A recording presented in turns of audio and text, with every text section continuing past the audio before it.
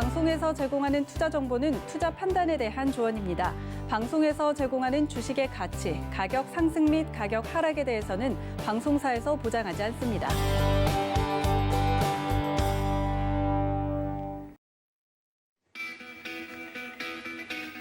네, 여러분 안녕하세요. 고수익 작전 타임 김성희입니다. 어제 우리 양시장은 방향을 달리하면서 마감을 했습니다. 코스닥 시장에서 HLB의 허위 공시 혐의 소식 전해지면서 HLB 27% 급락에 이어서 바이오주들 줄줄이 하락으로 마감을 했습니다. 코스닥은 결국 하락으로 마감을 했고 코스피는 상승분을 조금 반납하기는 했지만 그래도 빨간불 직결해줬는데요. 또 달러원 환율이 하락하면서 외국인의 수급 3거래일 연속으로 들어오고 있습니다. 이 연속성은 계속해서 지켜봐야겠네요. 자, 오늘도 시장에 맞서는 대응 작전들 세워보도록 하겠습니다. 오늘의 투자 작전 화면으로 먼저 확인하시죠. 네, 오늘의 투자 작전입니다. 먼저 신승용의 작전 키워드는 백신 스타트입니다. 백신 접종 앞두고 있는 상황에서의 투자 작전 함께 세워봅니다. 이어서 허반석의 작전 리포트 시간에는요. 세경 하이테크, 차세대 폰의 진화는 계속된다라는 종목 리포트 함께 분석해 보도록 하겠습니다.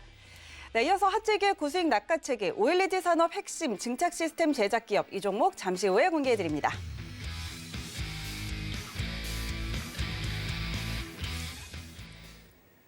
네, 자 오늘도 이렇게 투자 작전들 하나씩 세워보도록 하겠습니다. 먼저 국내외 시장에서 가장 핫한 이슈를 키워드로 알아보고 투자 작전까지 세워보는 신승용의 작전 키워드 시간입니다.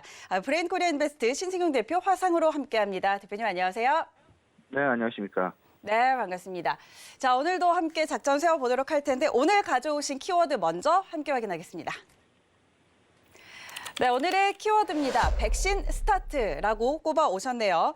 지금 세계 각국에서 백신 접종이 진행이 되고 있고 우리나라도 이제 26일부터 시작이 된다고 전해지고 있는데요. 이 백신에 대한 안정성에 대한 불안감은 좀 여전히 갖고 있지만 이와 함께 경기 회복에 대한 기대감도 동시에 갖고 있습니다. 자, 이런 상황에서의 투자 작전 어떻게 세워볼까요? 예, 일단 말씀하셨던 대로 백신 접종, 말 그대로 우리 시장 내 전해지는 글로벌 내 이벤트가 아니라 우리 시장만의 이벤트일 수 있다라는 점 분명히 우리 시청자 여러분들 마음속에 각인하시고 백신 접종을 전후해서 과연 시장 내 어떤 모습들이 나타나게 될 것인지 그리고 가장 많은 어떤 그 모멘텀을 받을 만한 그런 업종군들에는 어떤 것들이 있는지 분명히 살펴보셔야 될 것 같습니다. 일단 백신 접종이 본격화가 되게 되면 집단 면역 확보에 대한 기대감 그리고 더 나아가서는 궁극적으로 경기가 개선될 것이다라는 기대감 여기에 가장 중요한 것 코로나 피해주에 대한 관심이 서서히 증가할 수밖에 없는 그런 상황이다라는 점 분명히 생각을 해보시면서 이제 2월 26일 국내 백신 접종이 드디어 시작을 하게 됩니다. 한 열흘 정도 남겨놓고 있는 그런 상황이고요. 안정성에 대한 불안감은 분명히 있습니다. 하지만 백신을 극복할 것이다라는 그런 기대감이 계속해서 커지고 있다라는 투자 심리 그리고 국민들의 마음속에 깔려있는 심리의 변화 부분, 기대감 부분이 살아나고 있다라는 점에 꼭 우리가 주목을 해야 될 것이다라는 점. 여기에 물론 아스트라제네카 백신에 대한 안정성 이 부분에 대한 불안감 분명히 있습니다. 하지만 이 외에도 다수군의 어떤 그 백신 상품의 후보군들이 대기하고 있다라는 점. 더 나아가서는 그 3월 말 지금 어제 발표가 됐죠. 파이자 백신을 조기 공급할 예정이다라는 부분 한 가지. 그리고 정부는 3월 말까지 76만 명가량의 접종 계획을 가지고 있다라는 부분. 여기에 최근 그 강화 수칙 자체가 조금은 좀 완화되어지면서 전체적으로 소상공인을 비롯해서 전반적인 어떤 그 소비 심리가 살아나고 있다라는 부분 분명히 눈여겨보셔야 될 것 같습니다. 지금 현재 시장 내 가장 중요한 핵심 이슈 꼽아본다라면 두 가지입니다. 대규모 미국으로부터 날라오고 있는 대규모 경기 부양책 이제 거의 초읽기에 들어갔죠. 이 부분과 관련된 이슈 한 가지. 두 번째는 백신 접종이 우리나라에서도 시작이 되고 백신 공급이 물론 시장 내 노이즈는 있을 수 있습니다만 전반적으로 가속도를 내고 있다는 부분. 대규모 경기 부양책과 관련해서는 그 한편에는 당연히 돈을 많이 풀어서 경기 부양을 하는 것이기 때문에 인플레이션에 대한 우려감은 분명히 존재한다. 인플레이션이 있게 되면 바로 이를 물가를 안정시키기 위한 통화 당국의 노력에 근거해서 금리의 어떤 그 상승 가능성 분명히 그 시장 내 동전의 양면 양날의 칼처럼 우리가 좀 생각을 해볼 필요가 있어 보이고요. 백신 접종 역시 시장 내 투자 심리 시작한다. 하지만 안정성에 대한 노이즈는 있다. 여전히 불안한. 하지만 그럼에도 불구하고 투자 심리의 저변에는 극복을 할 것이다라는 기대감이 깔려 있다라는 점. 지금 현재 시장 상황 살펴보게 되면 경기가 살아나고 있다라는 기대감으로 인해서 주가 전체적인 그림에서 V반등을 한 이후에 추가 상승에 대한 어떤 그 기대감을 가지고 긍정적인 투자 심리 양상 계속 진행되고 있다라는 부분은 분명합니다. 이에 대한 핵심 배경은 당연히 두 가지죠. 백신 그리고 경기 부양책. 여기서 V반등을 했기 때문에 아직 실물 회복이 완벽하게 이루어진 부분이 아니기 때문에 거품에 대한 우려, 다시 말씀을 드리면 밸류에이션에 대한 부담은 분명히 작용은 합니다. 하지만 백신 접종을 우리나라에서 시작한다라는 그 이벤트 그 자체만으로도 경기는 이미 저점을 통과하고 있다라는 부분을 분명하게 내포하고 있다라는 점. 이를 예를 들어서 우리가 미국 시장의 움직임을 조금 좀 살펴봐야 됩니다. 미국 시장은 우리보다 앞서서 지난 12월 14일에 백신 접종을 시작을 했습니다. 그때 가장 크게 시장에 관심을 받았던 업종군들은 당연히 코로나 피해주였습니다. 당장 그 실적에 회복이 나타나진 않는다 하더라도 궁극적으로 코로나를 극복할 것이다라는 그런 기대감이 작용을 하면서 지난 12월 14일 이전부터 한 달 전후에서 미리 주가는 움직였다라는 점. 여기서 가장 크게 시장 내 관심을 받았던 업종은 코로나로 인해서 가장 크게 피해를 봤던 업종이었습니다. 바로 항공, 여행, 리조트, 그리고 더 나아가서는 카지노까지. 결국 델타항공, 예를 들어서 델타항공, 그리고 MGM 리조트 같은 이제 그 카지노랄지 여행업과 관련된 부분, 접종 시작 1개월, 한 달 이전부터 상승이 시작됐다라는 점. 잠깐 그래프를 좀 보시게 되면요, 델타항공의 6개월 주가 그래프를 자료 화면을 준비를 했는데요. 이 부분을 좀 보시게 되면 미국이 12월 14일에 백신 접종을 시작을 했다라는 점. 그러면 이 그림에서도 보시다시피 11월 20일 전후가 저점이었습니다. 한 $30 내외의 델타항공 주가. 하지만 접종 시기가 임박을 하게 되고 실질적으로 접종이 시작된 직후 12월 20일 한 달 사이에 주가는 $40를 넘어서는 그런 그림. 무려 30% 이상의 주가 상승이 이루어졌다라는 부분 주목해 보셔야 될 것 같고요. MGM 리조트, 미국에서 가장 큰 어떤 그 리조트 카지노 기업 중에 하나가 되겠습니다. 이 6개월 그래프 역시 같이 보시게 되면요, 지난 11월 20일 다시 말씀드리지만 백신 접종 한 달 전입니다. 그때 $20였던 주가가 12월 20일 한 달 후죠. 그리고 백신 접종 직후 일주일 이내가 되겠습니다. $30까지 상승을 해서 50%의 주가 상승이 있었다라는 점. 물론 우리나라, 미국과는 조금은 좀 다른 양상이 벌어질 수 있습니다. 우리나라의 항공, 대한항공과 아시아나항공, 실질적인 어떤 그 영업 실적에 의한 움직임보다는 M&A 관련주로서 움직인다라는 차원에서 조금은 미국의 항공주와 다른 그림이 될 수는 있지만 영업 실적의 회복 그리고 기대 가능성 분명히 있을 수 있다. 여기에 여행이나 카지노 그리고 호텔 숙박업, 대표적으로 파라다이스랄지 롯데 관광이랄지 호텔 신라랄지 이런 부분들에 대한 관심 분명히 있을 수 있겠는데요. 코로나 최대 피해 업종에 대한 관심이 분명히 필요한 대목이다라는 점. 본격적인 회복 진입에는 아직 아닙니다. 하지만 백신 접종을 이때 지금 열흘 정도 남겨둔 그런 상황 속에서 백신 접종이 시작되고 나면서 점차 그 주가의 어떤 그 상승세 당연히 시장 내에서 기대해 볼 만한 대표 업종 중에 한 가지가 될 것이다라는 점. 아직까지는 주가 상승은 미미하다.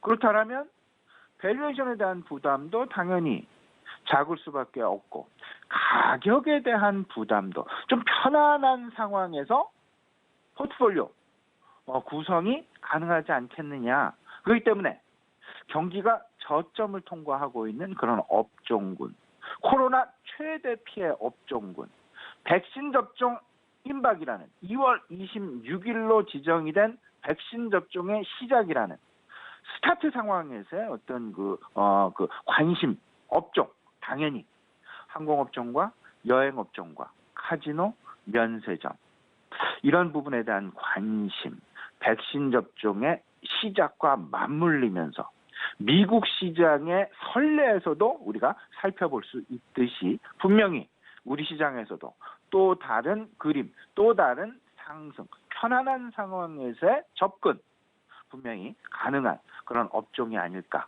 생각이 됩니다. 네, 이제 국내 백신 접종 임박한 상황에서 이 백신 접종의 시작과 함께 그간 코로나19로 크게 타격을 받았던 항공이라든지 여행 이런 쪽으로의 관심 필요하다라는 전략 함께 세워주셨습니다. 자, 그렇다면 오늘 시장 대응 작전도 함께 세워볼까요? 예, 오늘 시장 좀 간단하게 좀 살펴보게 되면 일단 먼저 미국 시장을 좀 봐야 되겠죠. 미국 시장 프레지던트 데이 휴장 이후 어젯밤 다시 개장이 된 그런 상황이었는데요. 장 초반 상황 상당히 긍정적이었습니다. 하지만 장 후반으로 갈수록 다소간 약보합권의 혼조세 마감을 하는 그런 모습이었는데요. 그러면서 다우지수는 0.2%의 상승, S&P 500 0.06%의 약보합, 나스닥 0.34%의 약보합권 마감이었습니다. 시장 내 긍정적인 재료는 분명히 많습니다. 경기 부양책이 거의 임박했다라는 그런 상황. 그리고 코로나 상황이 진정세에 돌입을 했다. 미국의 신규 확진자가 하루 5.4만 명이었습니다. 지난 10월 이후 최저치를 기록한 그런 진정세를 보여주고 있다라는 부분. 여기에 여러 가지 다양한 산업들, 특히나 원자재 같은 경우 성장 궤도로 본격 진입하고 있는 그런 부분들이 계속해서 목격이 되고 있다라는 점. 그리고 저점을 통과하는 산업군들이 다수 출현을 하고 있다라는 점.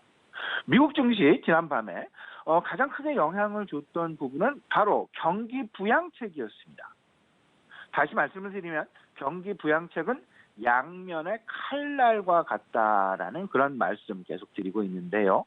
경기 부양책이 임박을 하면 할수록 시장 내 인플레이션에 대한 우려감이 계속 크게 나타날 수밖에 없는 부분.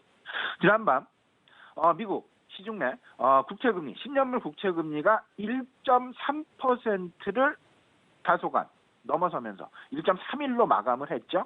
그렇게 되면서 유동성 훼손, 금리 인상에 대한 우려감이 시장에 다소간 좀 발목을 잡는 그런 그림이었지만 크게 투자 심리가 훼손된 것은 아니다라는 점. 여전히 조심스러운 그런 긍정적인 시장의 투자 심리 상황은 진행되고 있다라는 점. 그렇기 때문에 시장은 계속해서 물가 지표를 주목하고 있는데 어제 이제 생산자 물가 지표가 발표가 됐고요. 내일은 소비자 물가 지표가 발표 예정에 있습니다. 항상 FOMC 통화 정책의 가장 중요한 것 두 가지, 고용 지표와 물가 지표다라는 점 주목을 하시면서 결국은 인플레이션의 어떤 그런 움직임 부분들 FOMC에 의해서 좌지우지될 수밖에 없다라는 부분 꼭 기억해 두시면서 물가 지표의 동향과 관련해서는 꼭 우리가 주목을 해야 되겠다라는 점 말씀을 좀 드려봅니다. 두 번째는 미국의 경기 부양책의 이제 그 의회 통과 임박 부분이 되겠습니다. 최소한 시장에서 기대하고 있는 부분은 최소한 1.5조 달러 정도는 되지 않겠느냐. 여전히 결국은 경기 부양책과 시장 내 어떤 그 인플레이션을 우려하기 위한 채권 금리 서로 간에 조금 투자 심리에 그 줄다리기 어떤 시소 역할을 하고 있는 그런 상황이다라고 보셔야 될 것 같고, 코로나 확산세는 안정세를 보이면서 급격 확산은 일단 제한적이다. 이에 따른 안도감은 여전히 진행되고 있다라는 점. 긍정적인 상황이 진행되고 있지만 지난밤 미국 시장의 움직임에서도 우리가 알 수 있듯이 인플레이션에 대한 우려감이 계속 시장에 다소간에 좀 발목을 잡고 있다라는 부분. 이 부분은 뭐니 해도 유동성과 관련이 될 수밖에 없다라는 점. 그렇기 때문에 유동성에 영향을 줄 만한 핵심 영향 변수인 소비자 물가와 생산자 물가에 주목을 해야 된다. 이 말씀 다시 드리고요. 변이 코로나도 잠재적인 악재로서 우리가 여전히 좀 마음에는 두고 있어야 될 것 같습니다. 결국은 경기 개선에 대한 기대감이 투자 심리의 중앙으로 진입을 하게 될 것이냐, 아니면 인플레이션에 대한 우려감이 투자 심리의 중심점으로 이동하게 될 것이냐. 이 두 가지가 계속해서 시장 내 힘겨루기를 하고 있습니다. 하지만 이 두 가지를 모두 극복할 수 있는 어쩌면 교집합 요소라고 할 수 있겠는데요. 이런 부분들의 필수 조건은 뭐니 해도 실적의 개선일 수밖에 없다. 실적 개선.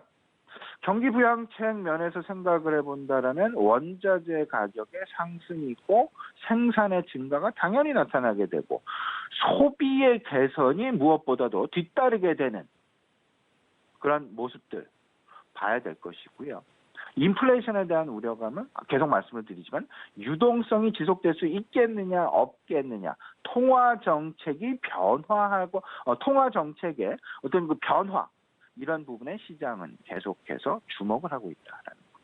결국은 밸류에이션의 부담을 극복하고 인플레이션에 대한 우려감을 극복하는 그런 가장 첨단, 가장 어떤 핵심적인 이슈는 실적 중심의 종목 차별화일 것이다라는 점. 계속해서 이 부분 말씀을 드리고 있습니다. 실적 중심의 종목 차별화, 이 부분을 생각하시려면 전체적으로 산업별 사이클에 대한 관심을 가지셔야 되는데, 두 가지로 좀 나눠보죠. 고성장 본궤도로 진입하는 업종이 한 가지, 소위 말하는 4차 산업혁명군이 될 것 같고요. 그리고 전반적인 우리들이 흔히 실생활에서 겪고 있는 경기 사이클, 업종별 경기 사이클, 이 부분을 생각을 해본다면 슈퍼 사이클로의 어떤 그 중장기 그 진입에 기대되는 그런 업종군, 그리고 실질적인 업턴 사이클, 상승 사이클로 진입하는 그런 업종군들, 그리고 앞서서 말씀을 드렸던 경기 저점을 통과하는, 결국은 코로나 최대 피해 업종이다라고 할 수 있을 것 같은데, 한 가지씩 좀 나눠서 생각을 해보시게 되면요. 고성장 본궤도 4차 산업, 가장 관심을 가지고 있는 부분은 뭐니 해도 전기 자동차 부분이 되겠습니다. 전기 자동차, 여기에 당연히 뒤쫓아가는 것이 전기 주행차, 전기차만의 어떤 그 발전, 이런 부분이 아니라 자율주행이라는 것이 가미된, 맞춰진, 같이 동반되어 있는 전기 자율주행차가 될 것 같습니다.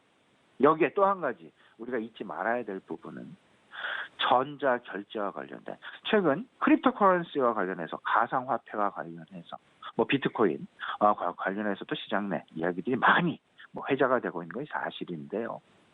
그런 부분도 그런 부분이지만 이와 맞물린, 어찌 보면 우리 실생활과 직접 연관이 있는 전자결제와 관련된 수요가 늘어날 수밖에 없다라는 부분, 이 부분도 꼭 마음에 새겨두시면 좋을 것 같고요.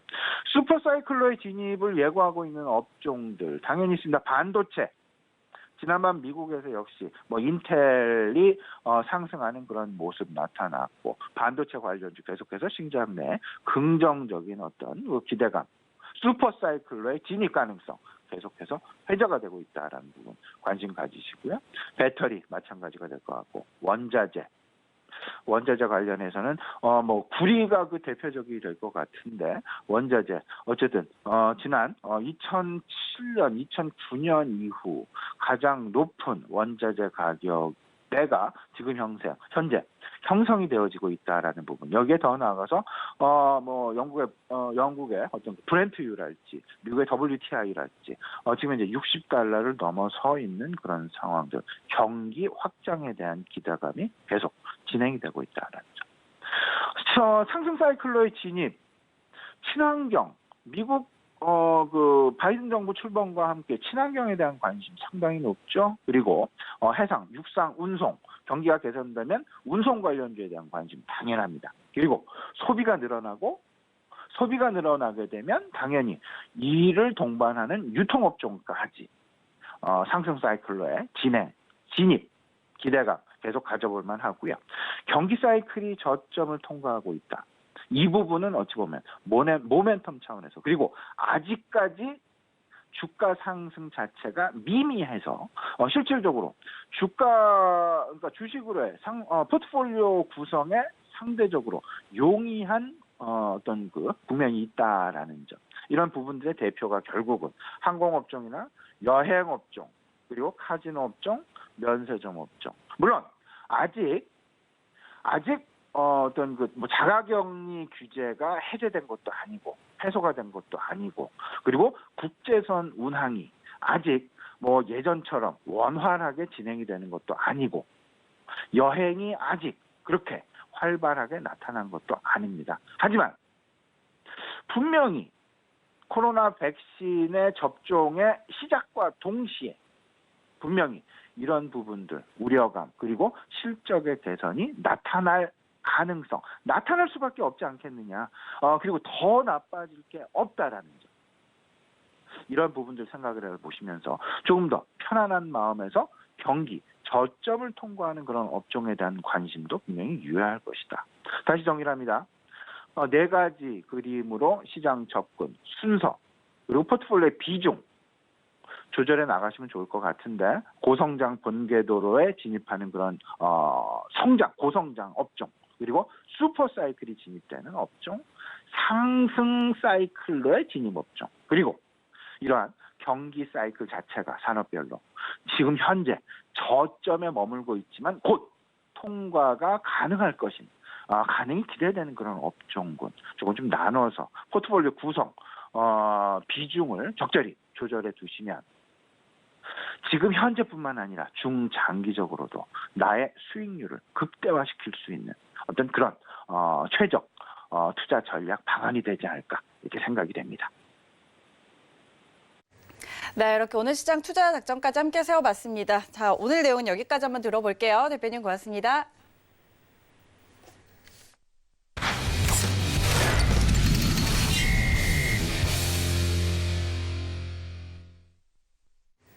네, 이어서 허반석의 작전 리포트 시간입니다. 증권가에서 휘뚜루마뚜루 마구마구 쏟아져 나오는 이 리포트들 과연 우리가 그대로 다 믿어도 될지 이 시간 통해서 낱낱이 파헤쳐 드리고 있는데요. 자, 오늘 이 시간도 IR 분석의 신 샘플러스 허반석 전문위원과 함께합니다. 위원님 안녕하세요. 안녕하세요. 네, 이렇게 또 일주일에 한 번 저희가 스튜디오에서 만나는 날입니다.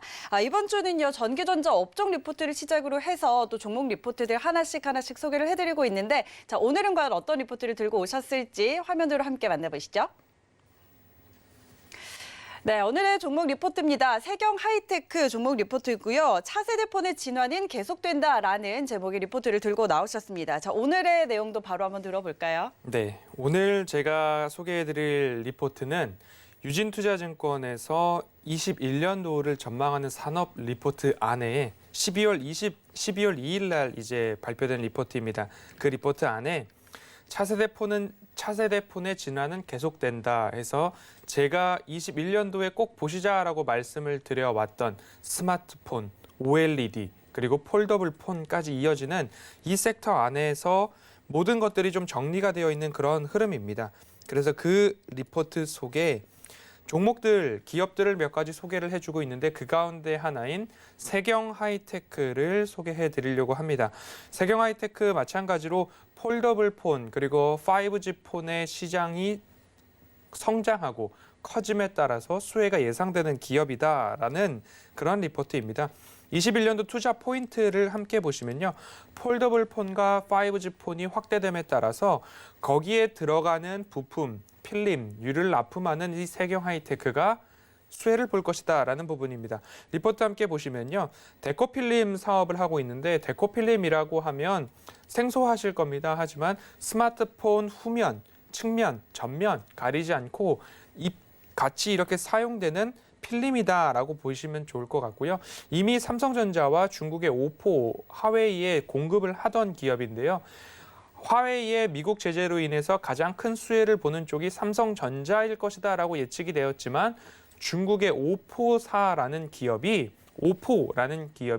결국엔 화웨이의 모든 물량 대부분을 가져가고 있다라는 부분들 언론에서 함께 보셨을 겁니다. 그래서 삼성전자와 오포 원래는 화웨이에도 납품을 하던 기업이었다. 21년도 중국향 3D 글라스틱 매출도 증가할 것이다라는 부분인데요. 글라스틱은 플래그십 모델에는 실제로 글라스가 적용이 되고요. 후면에 글라스틱은 비용이 조금 저렴한 유리는 아니지만 유리처럼 보이는 플라스틱이라는 표현으로 글라스틱이라고 이해를 해주시면 될 것 같고요. 폴더블 폰 확대로 광학 필름 수요도 증가한다라는 부분. 광학 필름 같은 경우에는 휴대폰 전면 디스플레이 화면으로 보시면 되는데 거기에 한 겹 입혀지는 필름이라고 보시면 좋을 것 같습니다. 그리고 현대자동차 인테리어에도 데코 필름이 앞으로 적용될 것이다 라는 부분들 이어서 후반부에 좀 더 자세히 살펴보도록 하겠습니다.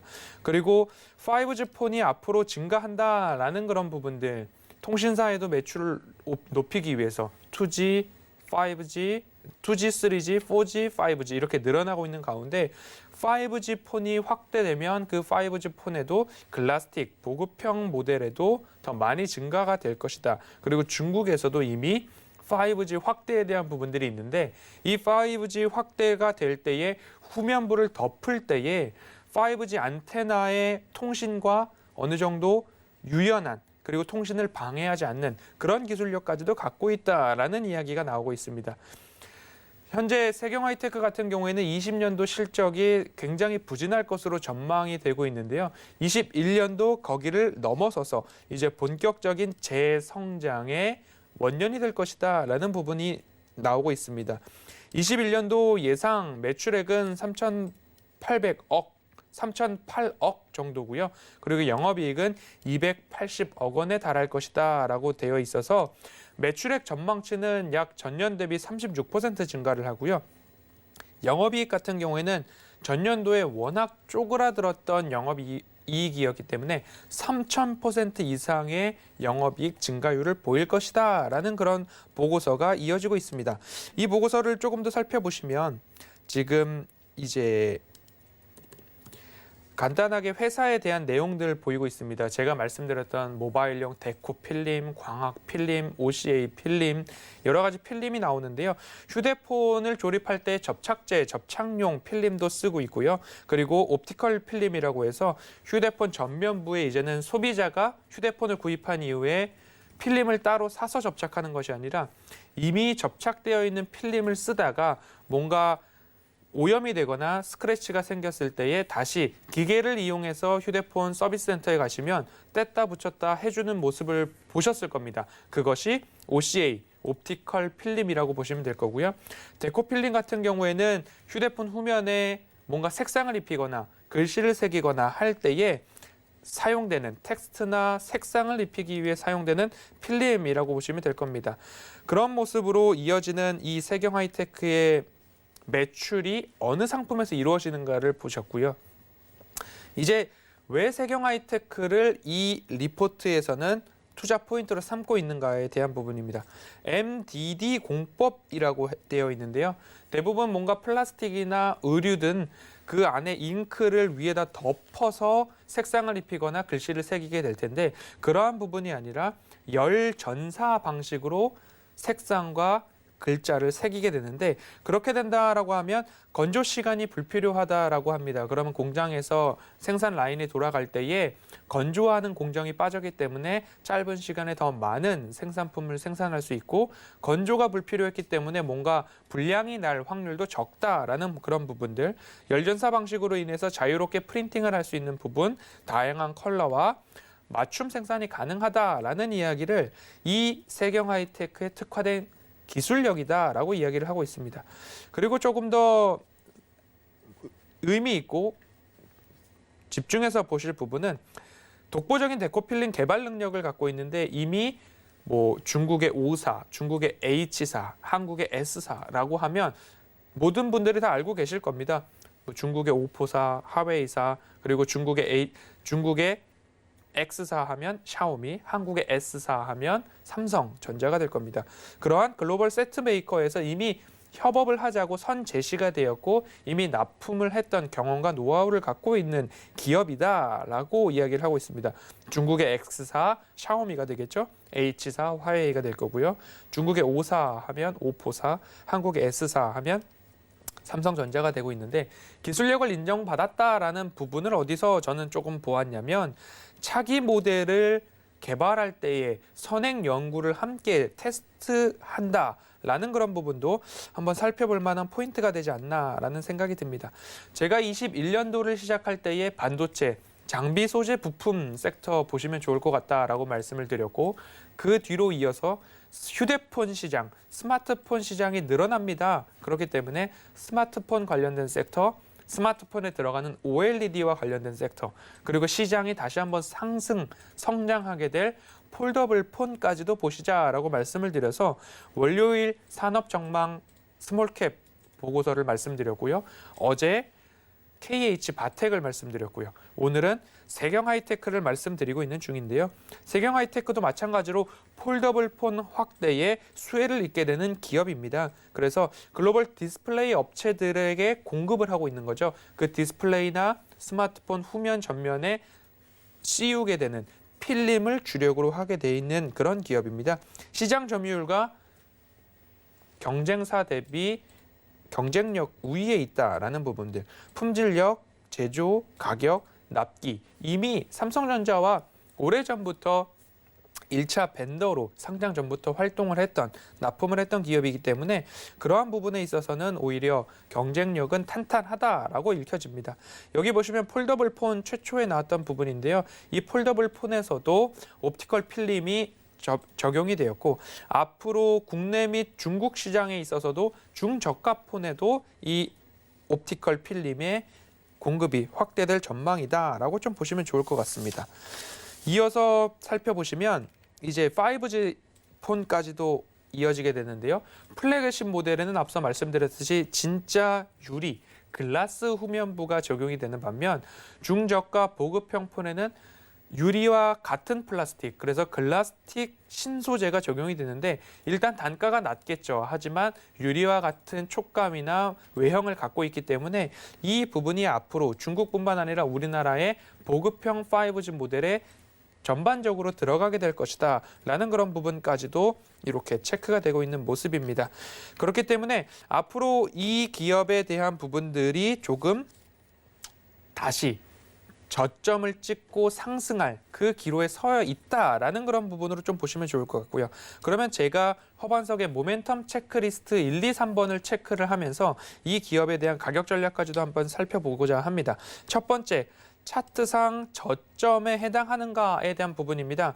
그렇게 보셨을 때에 제가 이 저점 라인을 찍을 때에 이 기업 같은 경우에는 현재 저점인지 차트상 낮은 위험 구간에 있는지 아니면 고점 영역에 있는지 이 차트를 보시면 바로 확인이 되실 것 같습니다.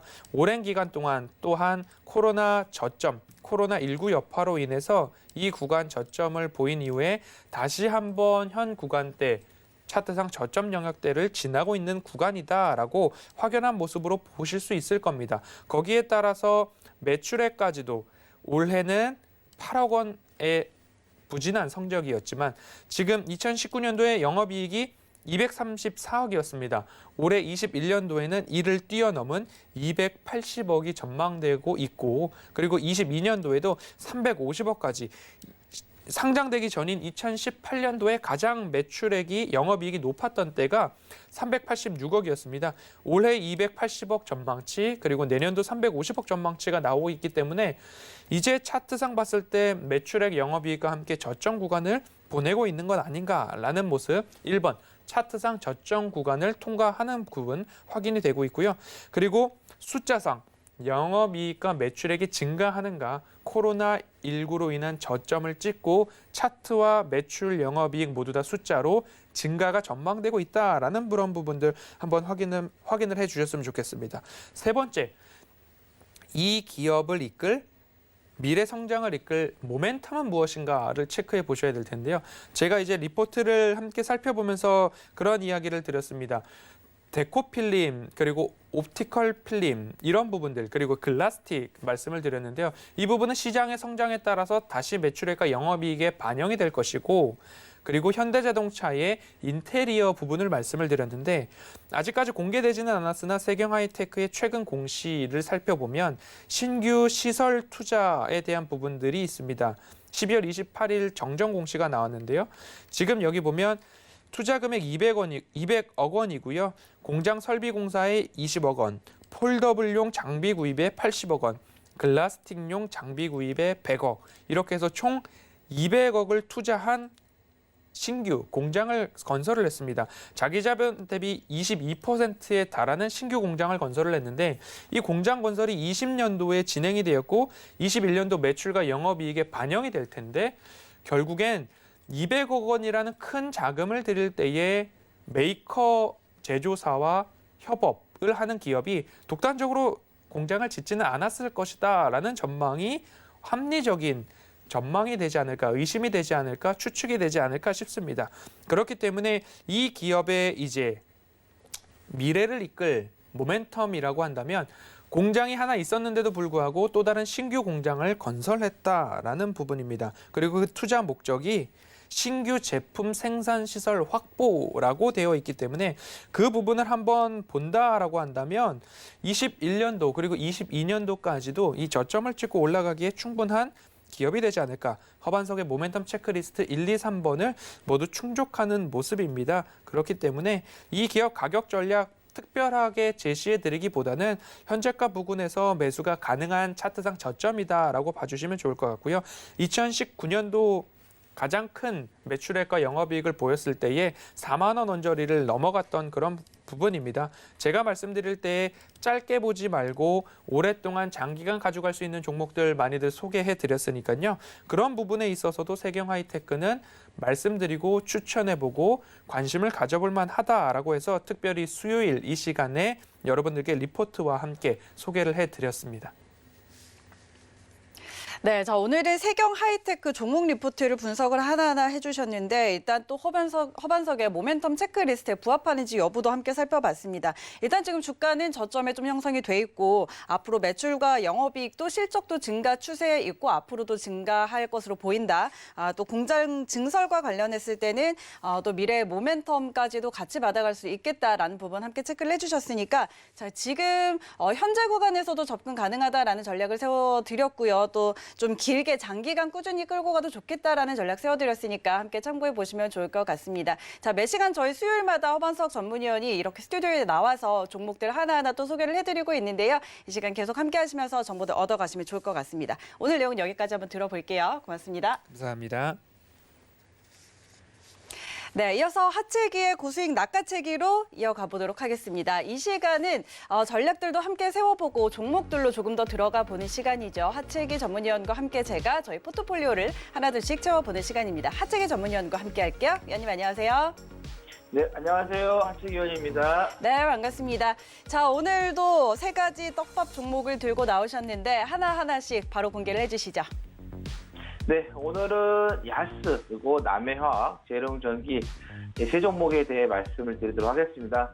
야스 같은 경우는 OLED 산업의 핵심 분야인 증착 관련 증착원 및 증착 시스템을 제작하고 있는 회사가 되겠다는 말씀드리고 증착기와 증착원 본드 양산에 성공한 유일한 전 세계에서의 기업이 바로 야스가 되겠다는 말씀드리고, 그다음에 대형 제품을 생산할 수 있는 독보적인 기술력을 보유하고 있는 게 야스하는 거고요. 그다음에 주요 매출처 같은 건 LG 디스플레이가 좀 되겠고, 그러다 보니까 이제 지분에 봤을 때도 LG 디스플레이 쪽에서의 15.32%의 지분을 보유를 하고 있다. 그리고 또 애플 쪽에서의 아이패드 신규 모델 쪽에 OLED 패널을 좀 채용할 것으로 좀 예상이 되는 그런 부분이기 때문에 애플 관련된 종목으로서도 좀 보시면 될 것 같고, 그다음에 또 중국 시장에서도 지금 LCD 쪽도 좋게 지금 나오고 있지만은 중국 쪽에서 새로운 쪽으로 해서 OLED 쪽으로 시장을 조금 개선을 하고 좀 발전을 시키는 그런 부분이기 때문에, 그래서 중국 시장에서 OLED 시장이 확대됐을 경우에 또 야스가 또 수혜가 좀 될 수 있다라는 말씀을 드리겠고, 두 번째 종목은 남해학이고요. 남해학 같은 경우는 농업 계열의 국내 최대 비료 생산 판매가 되겠는데, 그 중에서 이제 복합 비료, 요소 등 맞춤형 비료가 좀 있다는 말씀드리고, 화학 제품에 이제 암모니아, 황산, 그다음에 유류 제품 중에서 경유라든가 등유, 이발유 등의 좀 사업도 좀 진행을 하고 있고, 또 최근에는 농협 경제 지주화에 있어서 21년도 무기질 비료 구매에 대한 납품 계약이 체결되었습니다. 그게 약 한 2,100억 정도, 2,100억 정도 체결되었고, 이게 매출액 대비해서의 17.9%이기 때문에 좀 많은 비중을 좀 차지하는 그런 부분이고, 그다음에 최근에 이제 구모 가격들이 계속해서 좀 상승하는 그런 부분에 있어서 농협 관련된 종목들이 좀 도각이 될 수 있는 그런 부분이기 때문에, 그래서 남해화학 좀 계속해서 관심을 좀 가져보자는 말씀을 드리겠고, 그 다음에 이제 재료용 전기가 좀 되겠는데요. 전부 같은 변압기라든가 개폐기, GIS를 좀 제조를 하고 판매를 하고 있는 회사가 좀 되겠고, 저번에 한번 보시면 아시겠지만은 배닫기 제품에 대해서 WTO 쪽에서 분쟁에서 좀 미국 쪽에서 승소 이야기가 나오면서 좋은 이야기가 좀 나왔고, 그다음 정부 차원에서도 그린 뉴딜 정책으로 해서 풍력이라든가 태양광 관련해서 신재생 에너지 쪽 계속해서 정책을 좀 펼치고 있는 그런 부분인데, 거기에 바로 이제 변압기라든가 개폐기 이런 게 좀 들어갔기 때문에, 그래서 관련주로서 좀 보시면 될 것 같다는 말씀드리고, 그다음에 또 이것이 또 철도 쪽하고 또 연계이 되는데, 최근에 이제 정부 쪽에서 25년도까지서 철도 사업에 70조 원 정도 투자를 하겠다라는 이야기가 나왔기 때문에 철도 관련주를 보시면 될 것 같고, 또 지금이 이제 북미 간의 대화라든가 남북 간의 대화가 지금 막혀 있는 그런 상황인데, 정치라는 건 생물이기 때문에 또 어느 순간 어떻게 또 대화가 또 이루어질지 모르기 때문에, 만약에 대화가 이루어진다 하면 또 남북 경협주로서의 또 우리가 재롱 전기가 또 부각될 수 있기 때문에 관심을 좀 가져보시는 게 좋겠다라는 말씀 드립니다. 자, 오늘의 세 가지 종목은 야스 그리고 남해화학, 재룡전기 이렇게 들고 나오셨는데, 저는 이 중에서 오늘은 야스에 좀 관심을 가져보고 싶거든요. 일단 아무래도 좀 OLED 산업 쪽으로 좀 성장성을 보고 싶어서 이 종목 한번 매수해보고 싶은데, 가격 전략 어떻게 살펴볼 수 있을까요? 네, 지난해 LG 디스플레이 쪽에서 파주에다가 OLED 투자를 재개를 하면서 10.5세대 장비가 이제 들어갔었죠. 그래서 이제 10.5세대 부분에서 이제 생산이 될 부분인데, 그 부분뿐만 아니라 재무적으로 좀 봤을 때도 현재 좀 상당히 좀 안정적이다 보시면 될 것 같습니다. 부채 비율 같은 경우는 지금 한 40%대, 60%대를 좀 유지를 하고 있고, 꾸준하게 70% 밑으로 좀 유지를 하고 있는 그런 부분이고, 그다음에 유보율 같은 경우는 계속해서 좀 증가를 하면서 한 2000%대까지 지금 유지를 좀 하고 있는 그런 부분이기 때문에 재무구조 상당히 좀 안정적인 좀 구조 좀 만들어져 있고, 매출액 같은 경우도 크게 어떤 문제가 좀 되고 있는 건 아니기 때문에 좀 실적 부분에서도 우리가 좀 보시면 되겠다 말씀드리겠고, 최근에 시장이 출렁거리면서 지난번에 2월 1일에 좀 꼬리를 달면서 저가에 좀 매수세가 좀 들어왔었고, 그 뒤로 이제 추세를 좀 봐도 빠르게 회복을 지금 하고 있는 그런 부분이 되고 있고, 바닥에서도 좀 꾸준하게 어떻게 보면 주가가 조금씩 크게 눈에 띄지 않지만은 저점을 좀 높여가고 있는 그런 부분, 또 고점도 높여가고 있는 그런 부분이기 때문에, 매수가 같은 경우는 어제 종가였던 14,900원에 한번 잡아보시는 게 좋겠다는 말씀 드리겠고, 그다음에 목표가는 일단은 17,500원 정도, 이 정도 좀 잡아보시면 될 것 같아요. 만약에 여기에서 이제 17,500원을 돌파를 한다고 하면 18,000원, 2만원까지도 열려서 좀 대응을 할 수 있기 때문에, 이거는 조금씩 목표가도 올려면서 대응을 할 수도 있다는 말씀 좀 드리겠고, 손절 라인은 14,000원 잡고 좀 대응을 좀 하시면 되겠다라는 말씀 드립니다. 네, 야스 오늘 가격 전략 세워드렸습니다. 어제 종가였던 14,900원 매수가 그리고 목표가는 17,500원으로 일단 1차 목표가를 잡아드렸지만 만약에 이 선을 돌파를 한다면 더 열어놓고 볼 수 있다는 점 참고해 주시고요. 손절가는 조금 짧게 14,000원 이렇게 제시해드렸으니까 함께 참고해 보시면 좋을 것 같습니다. 자, 오늘 개장한 후에 저도 이 종목 한번 담아보도록 하겠습니다. 위원님 잠시 후에 다시 만날게요. 네, 잠시 후에 뵙겠습니다. 네, 오늘도 이렇게 저희가 시장 전략들 그리고 리포트도 보여드렸고요. 종목까지 함께 챙겨봤습니다. 이렇게 작전을 세워봤으니까 잠시 후에 저희는 또 실전 매매로 들어가 보도록 하겠습니다. 오늘 작전 타임은 여기까지고요. 잠시 후에 순간부착 매매 시그널로 돌아오겠습니다. 고맙습니다.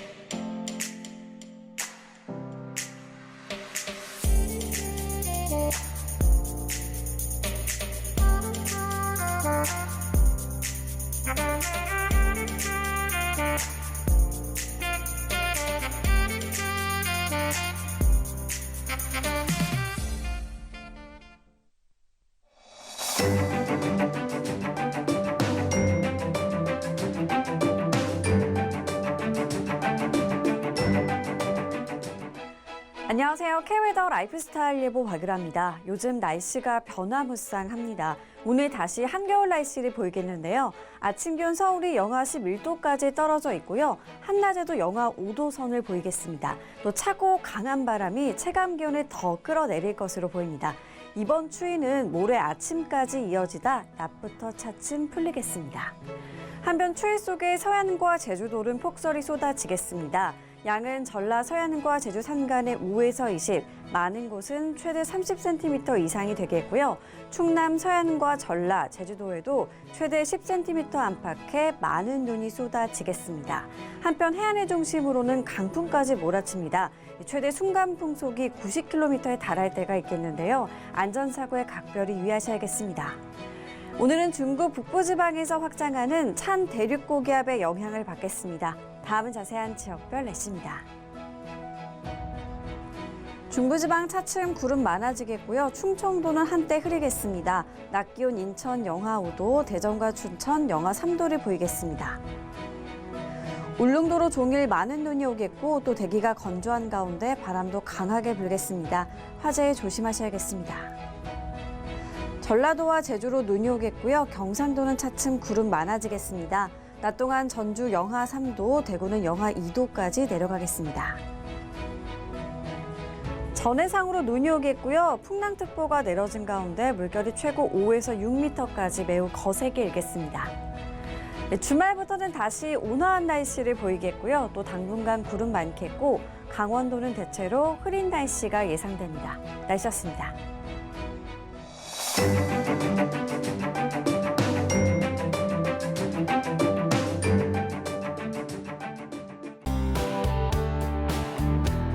본 방송에서 제공하는 투자 정보는 투자 판단에 대한 조언입니다. 방송에서 제공하는 주식의 가치, 가격 상승 및 가격 하락에 대해서는 방송사에서 보장하지 않습니다.